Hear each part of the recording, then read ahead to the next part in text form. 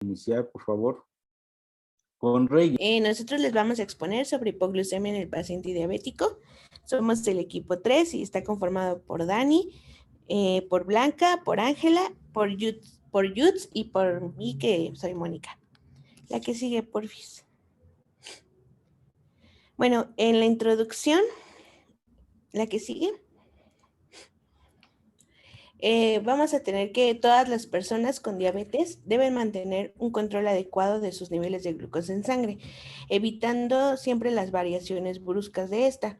Cuando ocurre lo contrario, sobre todo en el descenso brusco de la cantidad de glucosa a nivel sanguíneo, el paciente puede presentar un episodio de hipoglucemia, que es una de las complicaciones de la diabetes más frecuente en aquellos pacientes que su tratamiento está indicada la insulina.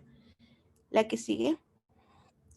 Bueno, como definición, podemos decir que la hipoglucemia es una condición caracterizada por un descenso en la concentración de glucosa en sangre. Tenemos que hacer una distinción entre la hipoglucemia en una persona sana y en un paciente diabético. En una persona sana se va a determinar con un valor menor o igual a 55 miligramos sobre decilitro. Sin embargo, en un paciente que ya está diagnosticado como diabetes es distinto. De acuerdo a la Asociación Americana de Diabetes, la hipoglucemia en pacientes diabéticos se va a caracterizar por un nivel de glucosa plasmática menor o igual a 70 miligramos sobre decilitro. Y la Asociación Canadiense de Diabetes va a establecer que la hipoglucemia en el paciente diabético es igual a la triada de Whipple, la cual enumera 3 aspectos. El primero es la aparición de signos y síntomas relacionados con la hipoglucemia, los cuales vamos a describirlos un poquito más adelante. El segundo criterio, la segunda, es propiamente el nivel bajo de glucosa plasmática en pacientes tratados con insulina o productos que provoquen la secreción de esta misma. Y el tercer criterio son los pacientes que presentan una mejoría significativa una vez que se dio un tratamiento o se le administraron carbohidratos. La que sigue. En la epidemiología, en México, vamos a tener que la diabetes mellitus ocupa el primer lugar entre las principales causas de mortalidad. Las complicaciones agudas de la diabetes van a representar aproximadamente del 20 al 30% de los pacientes adultos hospitalizados en los servicios de urgencias. La OMS calcula que existen en el mundo más de 180 millones de personas diagnosticadas con diabetes y el riesgo de sufrir una hipoglucemia es más alto en pacientes con diabetes mellitus tipo 2 que han recibido insulina por más de 10 años. La que sigue.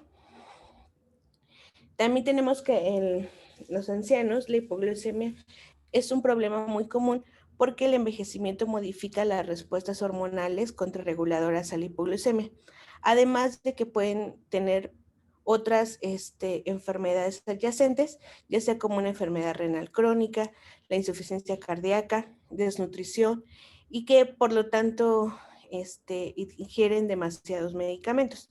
Entonces, pues aumenta más el riesgo de esta complicación.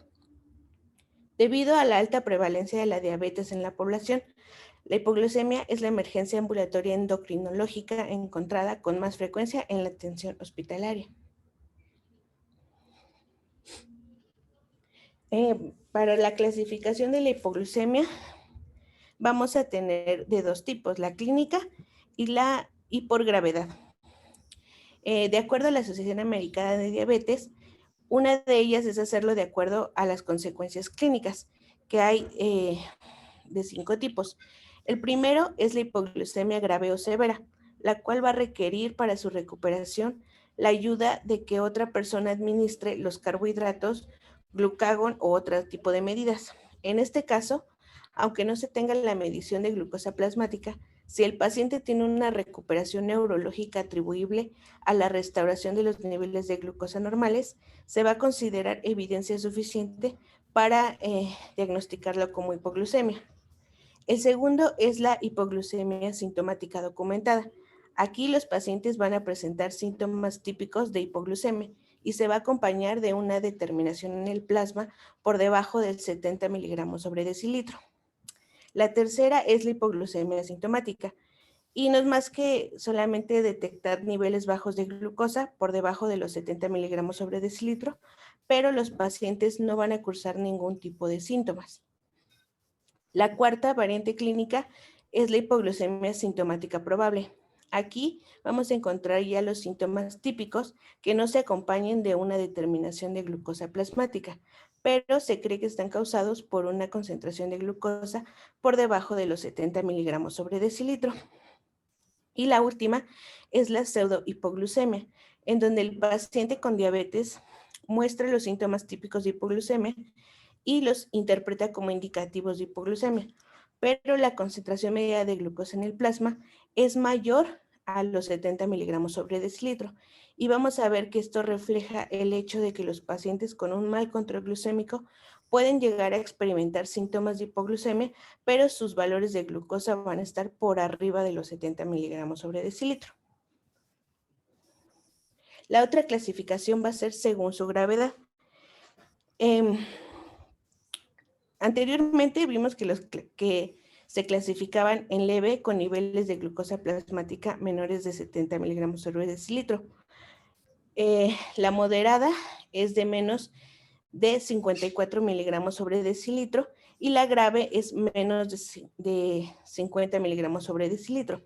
Esta clasificación es la misma que toma en cuenta la Asociación Canadiense de Diabetes.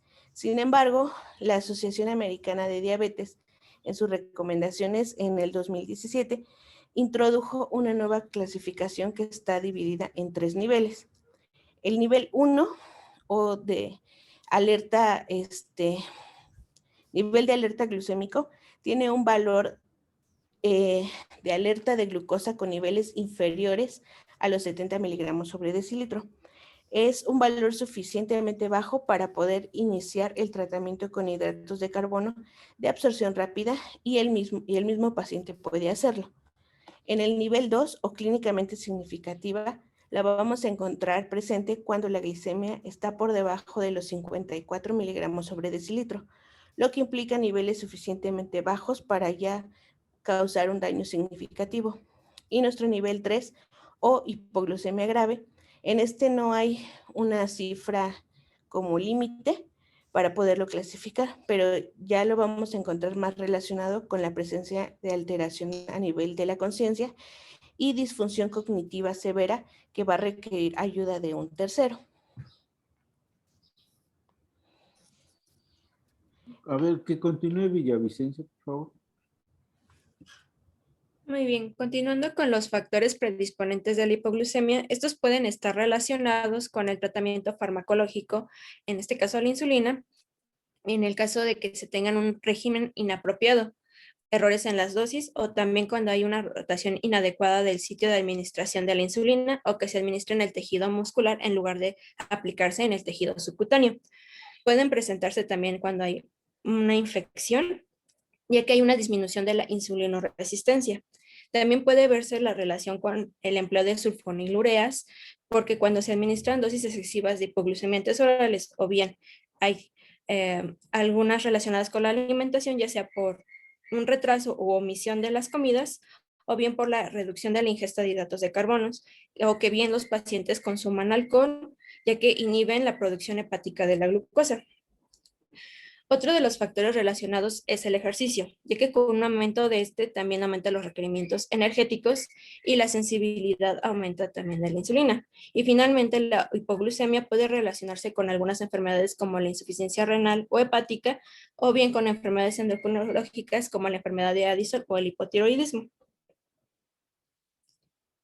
En cuanto al cuadro clínico, en 1983, Allen Whipple, cirujano precursor de la cirugía pancreática, reportó una triada patognomónica para hacer el diagnóstico de hipoglucemia, donde el primer criterio serían los síntomas compatibles con hipoglucemia, el segundo, concentraciones de glucosa menores a 50, o algunos manejan que 60, y el alivio inmediato de los síntomas después de la ingestión de glucosa. Aquí vamos a tener que los síntomas los vamos a dividir en dos grupos. El primero van a ser los síntomas neurogénicos, que va a ir, en este caso, también denominados adrenérgicos, como la sudoración, palidez, temblor, taquicardia, palpitaciones, ansiedad, hambre y debilidad. Y estos van a aparecer cuando se registren valores de glucemia inferiores a 60 miligramos sobre decilitro.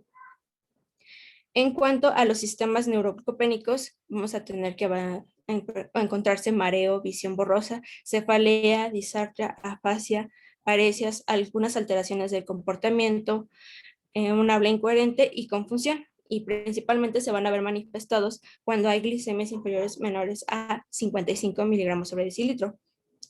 Cuando ya se encuentran valores menores a 30 miligramos sobre decilitro, aquí se pueden producir convulsiones y coma. Estos síntomas suelen manifestarse en los episodios severos y suelen ser identificados por terceras personas.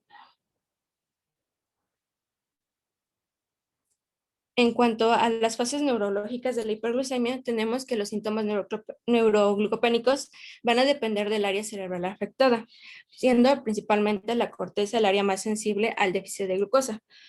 Si hay afectación a nivel cortical, va a haber presencia de somnolencia, sudoración, hipotonía o temblor. Si es a nivel subcortical, puede haber presencia de hipotomía, movimientos primitivos de succión o muecas, espasmos clónicos e inquietud. Si se ve afectado a nivel mesencefálico, hay espasmos tónicos, desviación ocular, presencia de Babinski positivo, y si es en el miancéfalo, hay espasmos de músculos extensores. Si es miencefálica, va a haber repercusión como un coma profundo, respiración superficial, ausencia de reflejo fotomotor y corneal, hipotermia, atonía e hiporreflexia.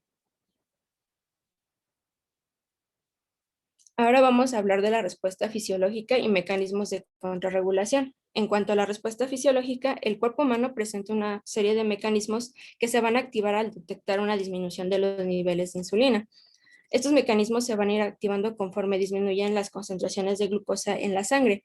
Valores inferiores a 80 miligramos sobre decilitro van a activar la primera respuesta, que va a ser la disminución de la secreción de insulina. Si esta continúa disminuyendo, se activa una segunda respuesta, donde va a haber una secreción de glucagón por las células alfa del páncreas, el cual va a estimular la glucogenólisis y la gluconeogénesis. Hepática, alrededor de los 68 miligramos sobre decilitro de glucosa sérica, va a haber una activación del sistema nervioso autónomo, lo que va a producir un aumento en la secreción de adrenalina y noradrenalina, que van a tener como consecuencia un aumento de la glucemia por 3 vías. La primera va a ser que va a estimular la gluconeogénesis y la glucogenólisis hepática. La segunda, que va a haber una disminución de la captación periférica de glucosa.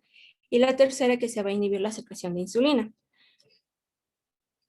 Como ya habíamos comentado, por debajo de los 58 miligramos sobre decilitro aparecen los síntomas autonómicos, ya que la respuesta adrenérgica incluye las palpitaciones, nerviosismo y temblor, mientras que para la respuesta por parte del parasimpático va a haber presencia de sudoración, sensación de hambre y hormigueo.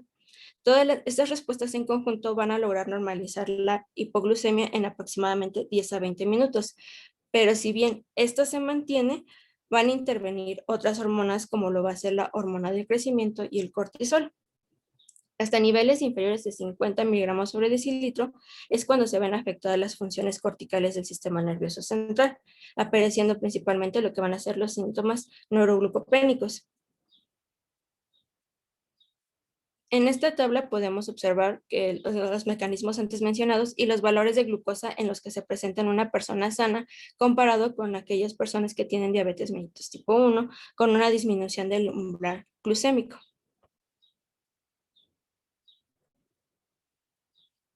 En cuanto al mecanismo de contrarregulación en pacientes con diabetes mellitus tipo 1 y tipo 2, vamos a tener que estos pacientes se van a encontrar los mecanismos fisiológicos comprometidos y estas fallas van a incluir una falla en la disminución de insulina por defecto secundario o hiperinsulinemia terapéutica, o bien una falla en la secreción de insulina endógena, ya que la presencia de insulina propicia que los niveles de glucosa continúen descendiendo. El segundo va a ser una falla en el aumento de la secreción de glucagón, esto por la presencia de la insulina. Y el tercero va a ser una disminución de la secreción de la epinefrina producida por una neuropatía autónoma.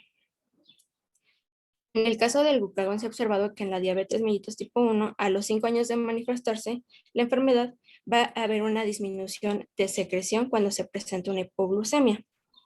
mientras que a los 15 años puede ser inexistente. En cuanto al sistema nervioso autónomo, se presenta una neuropatía, que, como ya se mencionó, disminuye la secreción de epinefrina, produciendo una falla de percepción de los síntomas, lo que puede condicionar en el paciente que tenga episodios recurrentes, pero a su vez va a haber una disminución del umbral glucémico de respuesta, propiciado que el paciente presente neuroglucopenia. Cuando se presenta la contrarregulación defectuosa y el síndrome de hipoglucemia desapercibido, se denomina como falla autonómica asociada a hipoglucemia.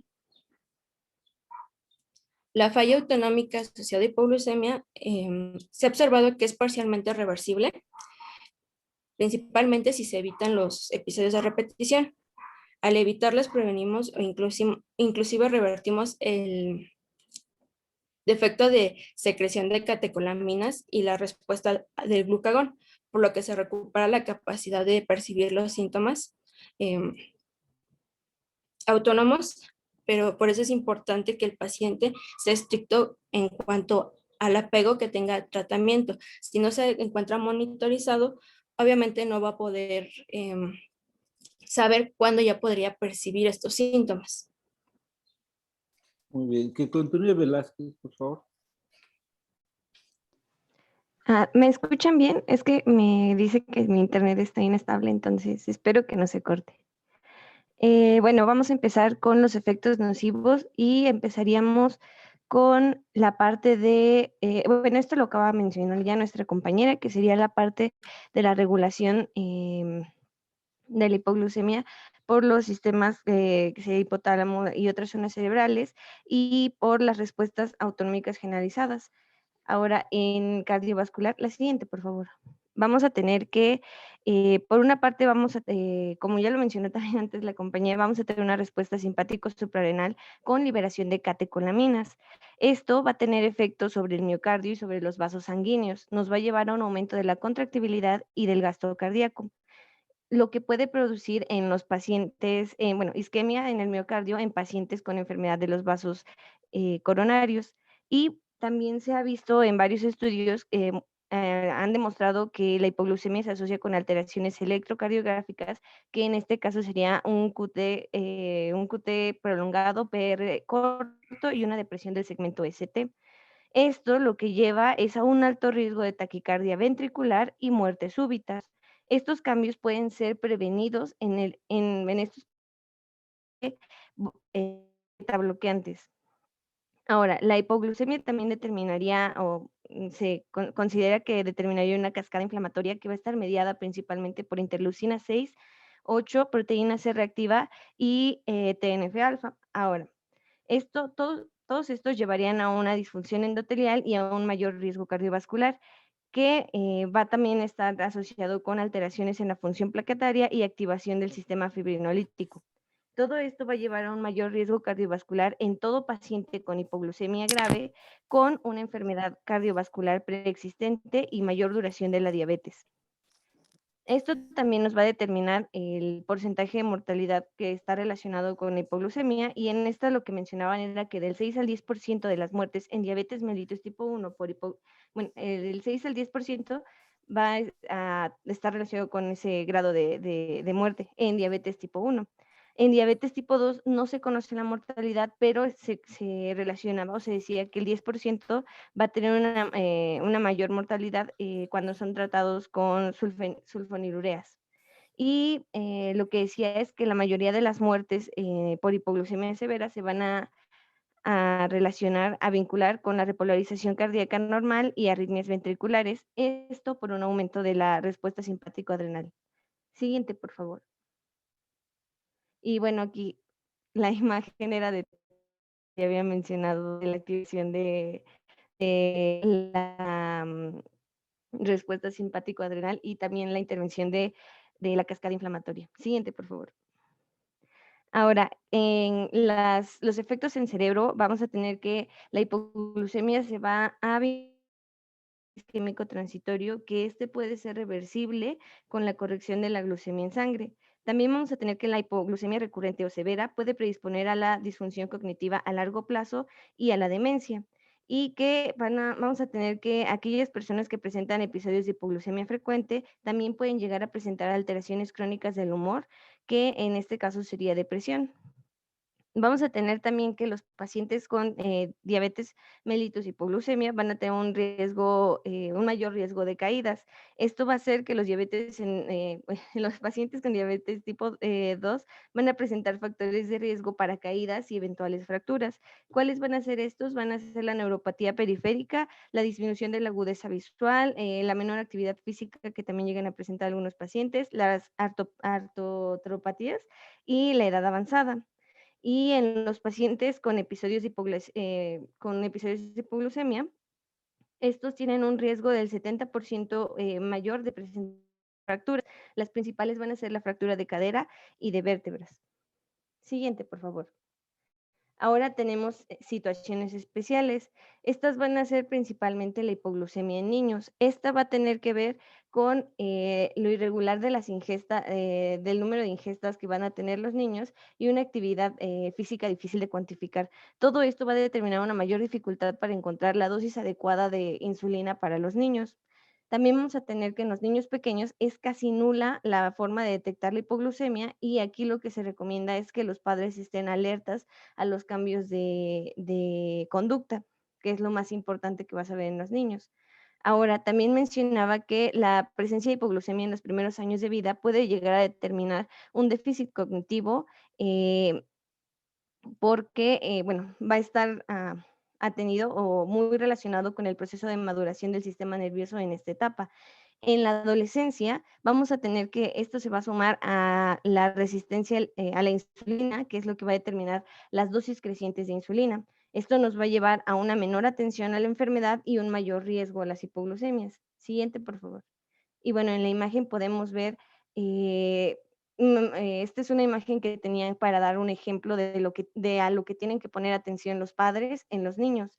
Y lo principal era en la parte de abajo, los cambios en la conducta de los niños. Siguiente, por favor. Ahora, en la hipoglucemia en el anciano vamos a tener que la intensificación del tratamiento va a aumentar las probabilidades en la hipoglucemia. Es por eso que en el anciano se busca o se va a tratar de establecer una meta más laxa para el control el control glicémico. Vamos a tener que va a tener una mayor incidencia de hipoglucemia en las personas tratadas con sulfonilureas y con insulina. Este riesgo se va a multiplicar cuando hay un deterioro de la función renal y de las enzimas hepáticas. Y también vamos a tener un mayor riesgo de padecer, bueno, que en nuestros pacientes hay un mayor riesgo de padecer un síndrome geriátrico, que lo que incluye este síndrome es la disfunción cognitiva, depresión, las incontinencias y las caídas.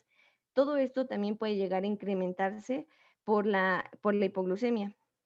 Y con diabetes vamos a tener que se asocia a un mayor riesgo de deterioro cognitivo y de demencia. El deterioro cognitivo lo vamos a asociar con mayor frecuencia con una peor adherencia al tratamiento. También vamos a tener que la hipoglucemia sí tiene un vínculo muy estrecho con la demencia. Siguiente, por favor.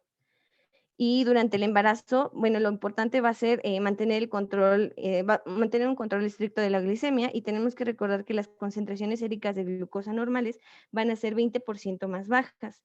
Ahora, tenemos que en la mujer se consideran factores de riesgo para hipoglucemia grave la ausencia de educación sobre la hipoglucemia. Hemoglobina baja al inicio del embarazo, la hipoglucemia grave durante un año anterior al embarazo, la variabilidad glucémica y el exceso de uso de insulina. Vamos a tener también que es importante en la lactancia materna porque constituye un factor de riesgo de hipoglucemia en las mujeres tratadas con insulina. Siguiente.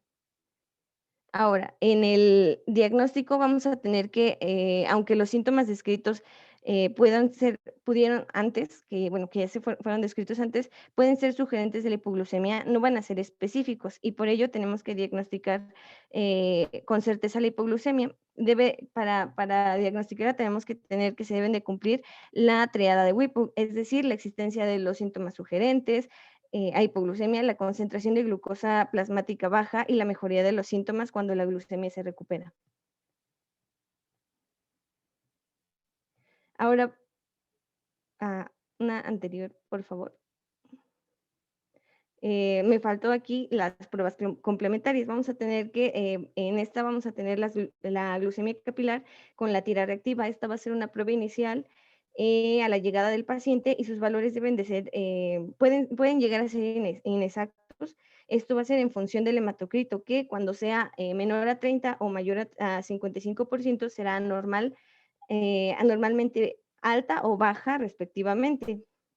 Ahora también tenemos la analítica con hemograma bioquímica, que va a ser en donde vamos a ver los niveles de glucosa, urea, creatinina, etcétera. Y también vamos a tener el uso de el resto de pruebas complementarias que van a ser se utilizarán para individualizar en función a la anamnesis del paciente. Y en esta vamos a tener también a las pruebas de imagen, que va a ser para localizar el foco de infección en los pacientes sépticos. ¿Continúo, doctor? ¿Ya se cansó? No, pregunto porque ¿O ya quiere casi que estoy por participe terminar, entonces... su compañero Zúñiga? ¿Quiere que participe su compañero Zúñiga? A ver, Ángel, continúa. Sí, doctor. Lo que pasa es que ya nos quedan como 3 diapositivas. Y a ver, Bueno, querían tu participación. sí, gracias. Bueno, vamos a tener primero que nada en el tratamiento las medidas generales, y estas las vamos a dividir en cuanto al paciente consciente y al paciente inconsciente, ya que van a ser pues completamente diferentes. En cuanto al paciente consciente, lo que tenemos que priorizar es la toma constante de signos vitales y la vigilancia del estado de conciencia, precisamente para prevenir que el paciente siga empeorando. Y también se toma una glicemia capilar cada 15 minutos hasta alcanzar más de 80 miligramos sobre decilitro, aunque no sé, al contrario de lo que diga el doctor, pues a mí cada 15 minutos se me hace un poco pues excesivo, aunque igual pues cuánto tiempo lo vamos a hacer, no va a ser por mucho tiempo. Y en el paciente inconsciente pues hay que hacer una valoración apropiada en el servicio de urgencias del ABCD. Hay que hacer una canalización, toma de constantes vitales, los estudios de laboratorio que ya mencionó mi compañera, y hay que iniciar con el tratamiento. Bueno, ahora, hablando del tratamiento farmacológico en el paciente consciente, se le pueden dar 15 gramos vía oral de glucosa de cualquier carbohidrato, de glucosa o de cualquier carbohidrato que contenga esa cantidad. Y si esta persiste, se le puede repetir en 15 minutos para que haya una mejoría pronta. Si el paciente tiene un tratamiento con inhibidores de la alfa-glucosidasa más insulina o ya sea secretagogos, se debe administrar glucosa pura. Y si la hipoglucemia se debe a la omisión de comida o ejercicio físico, se puede duplicar este aporte de carbohidratos para que el paciente pues tenga un tratamiento eficaz. En cuanto al paciente inconsciente, se le puede dar que es cuando presenta una hipoglucemia severa, se le debe aplicar 1 miligramo de glucagón, ya sea intravenoso o intramuscular, y se debe de revalorar al paciente 15 minutos después. También se debe aplicar glucosa hipertónica al 50%. Esta solamente se encuentra en el servicio de urgencias, en el carro rojo. Se da por vía intravenosa a razón de 0.5 hasta 1 mililitro por kilogramo. Y también se pueden administrar 100 miligramos de hidrocortisona si no hay respuesta, con 2 o 3 dosis de la glucosa hipertónica. Y bueno, en las situaciones especiales, si ya transcurrieron 10 a 30 minutos después de la normalización de la glucemia del paciente, si ya se normalizó y no ha recuperado su nivel de conciencia, hay que descartar otras complicaciones como el edema cerebral. Aquí también podemos recurrir a los exámenes complementarios. Y si se confirma este diagnóstico, se debe administrar dexametasona, 10 miligramos intravenosos, seguidos de 4 miligramos cada 6 horas, y de manitol para disminuir el edema, que a dosis de 0.5 a un gramo por kilogramo, vía intravenosa, y se pasa en 20 a 30 minutos. Y posteriormente se da una dosis de 0.25 a 0.50 gramos por kilogramo entre 4 y 6 horas. Ahora, tenemos que dar mantenimiento y control, y esto lo vamos a realizar una vez que el paciente haya recuperado su estado de conciencia, y se recomienda la ingesta de carbohidratos de absorción lenta, es decir, carbohidratos complejos. La sueroterapia de mantenimiento es de 1000 centímetros cúbicos de suero glucosado al 10% en perfusión a un ritmo de 21 mililitros por hora, y también se realiza una glucemia capilar horaria hasta que las cifras estén entre 100 y 200 miligramos sobre decilitros. Pero lo importante de esto es que tiene que ser durante 3 controles consecutivos, y se hace una determinación cada 4 horas también. Bueno, si es menor de 60 miligramos sobre decilitro o el paciente experimenta síntomas, se administran ya sean zumos azucarados, es decir, pues jugos, se dan por vía oral, o se puede administrar también glucosa hipertónica vía intravenosa según presente el nivel de conciencia del paciente. Si es bajo, empieza a empeorar, se puede dar la glucosa hipertónica. Si hay mejoría del paciente, pues se pueden dar algún jugo azucarado o algún equivalente. Por el contrario, si los valores son superiores a 200 miligramos sobre decilitro, se tiene que interrumpir la dieta rica de carbohidratos y la perfusión del suero glucosado. Y en este punto ya podemos reiniciar de nuevo el tratamiento con insulina o el medicamento que tenga indicado el paciente. Bueno, una vez que el paciente tolera la vía oral, pues y se encuentra acompañado de una persona responsable, en caso de que haya llegado sin esta, y se haya presentado una resolución de los síntomas, se procede a identificar la causa, es decir, si fue causado por ejercicio, por ausencia de una comida, o si tiene algún otro factor predisponente o causal específico que haya producido esta hipoglucemia. Y bueno, en estos casos vamos a indicar el automonitoreo. Este automonitoreo le va a permitir al paciente detectar la hipoglucemia y la hipoglucemia también, para evitar las futuras complicaciones y un mejor autocontrol de su enfermedad. Lo que nosotros buscamos con este automonitoreo es que el paciente reduzca sus niveles de hemoglobina glucosilada, si es que los tiene altos, que seguramente, bueno, que puede llegar a suceder. La detección de la hipoglucemia, reducción de la tasa de hipoglucemia severa, que se presenta en el 80% de los pacientes, con el fin de evitar las complicaciones que mencionamos previamente, y reducir algunas otras situaciones, por ejemplo, la ausencia laboral o de actividades, y también la reducción de los costos de la atención médica. Estos automonitoreos van a depender de su patología, de cómo esté controlado, y del momento de la situación. Y aquí tenemos una tabla que pueden revisar de cómo se deben monitorizar los pacientes. Por ejemplo, en el caso de la diabetes tipo 1, se deben de monitorizar hasta 3 veces al día. Y, por ejemplo, en la diabetes gestacional y pregestacional, igual 3 veces al día. Y así cada una tiene una indicación diferente, que también va a estar considerada por el médico tratante y las indicaciones médicas, por supuesto. Eso sería todo, doctor. Muy bien. ¿Alguien quiere comentar algo, preguntar algo? ¿No? La hipoglucemia severa entonces es por abajo de 50, pero ya abajo de un valor de 70 ya podemos decir que el paciente ya está bien.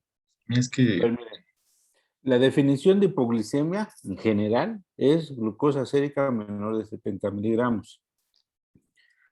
En cuanto a los otros valores que refieren, es sobre todo en relación a que empiecen a presentarse manifestaciones clínicas. Las manifestaciones neurovegetativas, ¿verdad? Algunos refieren que ya una vez que empieza a descender en la glucosa, a que sea menos de 70, puede empezar con algunos síntomas muy leves, o que por debajo de 60, ¿verdad? Ya tenga diaforesis, temblor, agitación, ansiedad, en fin, ¿verdad? O cefalea inclusive. Y, ¿verdad? Lo que sí está bien, bueno, lo que se refiere muy bien es que a partir de niveles por debajo de 55 o 50 miligramos de glucosa sérica, ¿verdad? El paciente ya puede tener, ¿verdad?, una afectación a nivel del sistema nervioso central, o sea, datos de neuroglucopenia, ¿sí? Somnolencia hasta llegar a coma, ¿verdad?, pasando por crisis convulsivas. Entonces, esto es algo que debemos de tener muy en cuenta, ¿sí? ¿Algo más?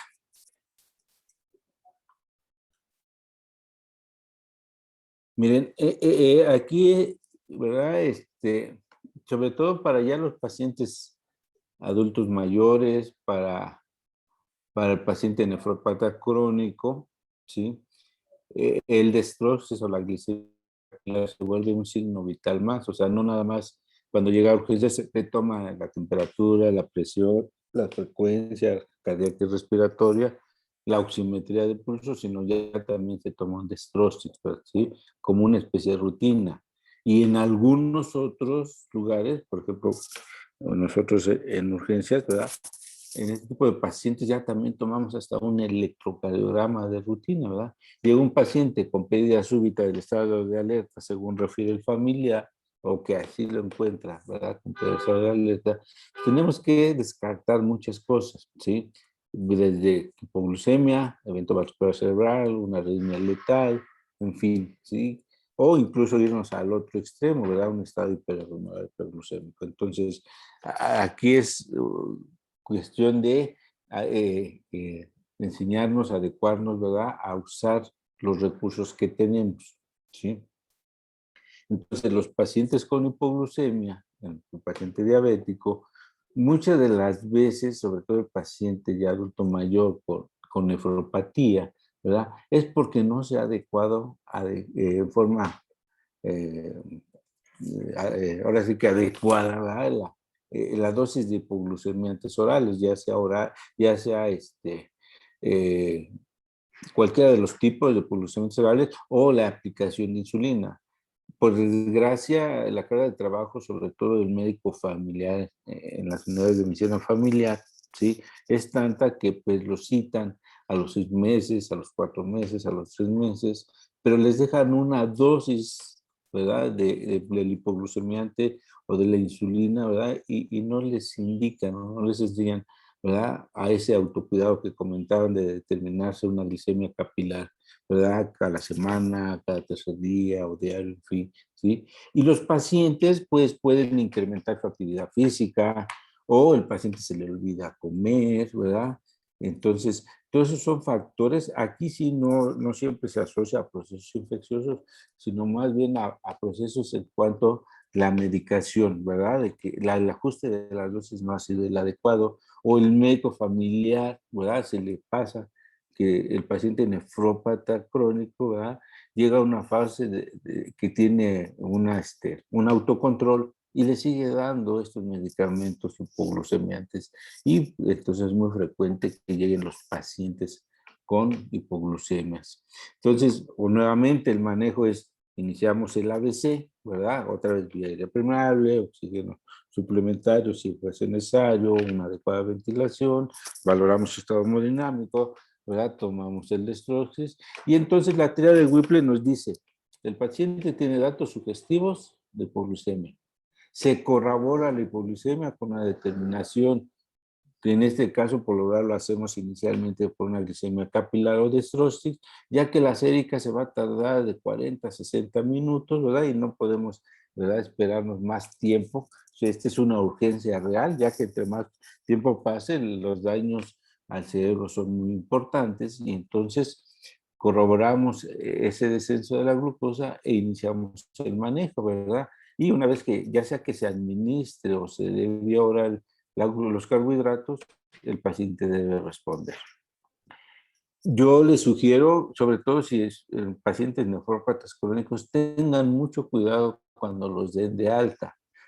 Normalmente nosotros no los damos de alta una vez que se recuperan o que empiezan a comer, sino a veces los dejamos un turno más en observación, porque son pacientes, y lo hemos visto, ¿verdad?, que 2 o 3 horas después, ¿verdad?, como sigue recirculando el hipoglucemiante, aunque se haya suspendido la administración de ese día, ¿verdad?, pero trae todo lo de los días previos, entonces el riesgo es que el paciente pueda volver a caer en otro evento de hipoglucemia y puede ser todavía aún más severo por el riesgo de accidente, como sería una caída, por ejemplo. Entonces, aquí, ¿verdad?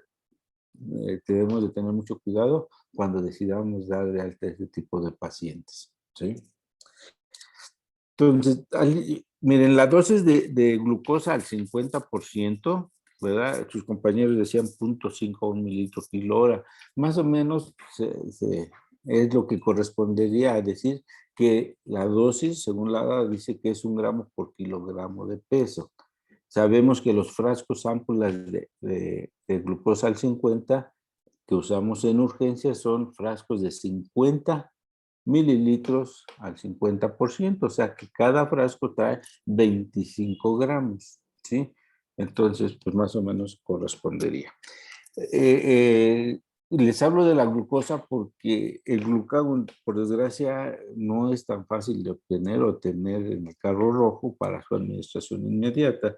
Entonces, ¿verdad? Lo ideal sería la secuencia glucagón, glucosa y el esteroide o la hidrocortisona que comentaban, pero si no se tiene así, pues puede ser la glucosa al 50 y el esteroide, ¿verdad? O en cuanto se tenga a la mano la posibilidad de glucagón, pues estar pendiente para su administración. Muy bien. ¿Algo que quieran comentar o preguntar?